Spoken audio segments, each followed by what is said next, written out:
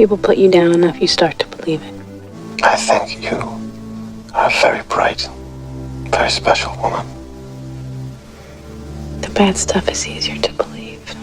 You ever notice that?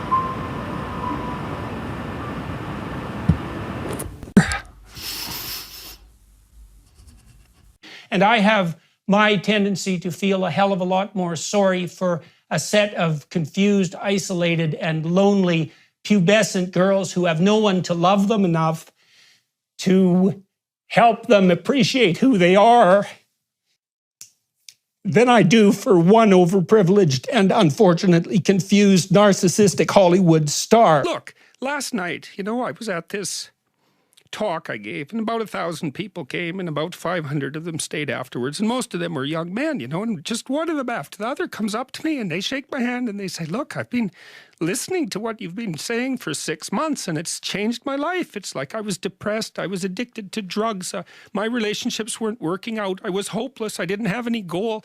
I started cleaning up my room and telling the truth and working hard on myself, and it's really working, and I just want to thank you for helping me.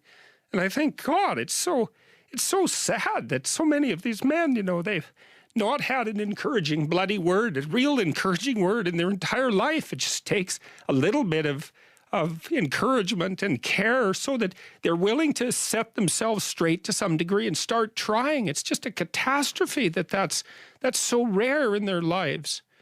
And so, yeah, well, every time, you see, because I see the same thing when I'm talking. My audiences are often composed mostly of men between, say, 20 and 35. Not exactly young, but young enough. And they're desperate for a discussion about responsibility and fair play and noble being and working properly in the world. And the idea, and to hear the idea that their lives actually matter, that if they straighten themselves up and fly right, that they'll have a beneficial effect on themselves and their family and the community, and that the world is starving for that. And for them as individuals, not for them as a group, but for each of them as individuals.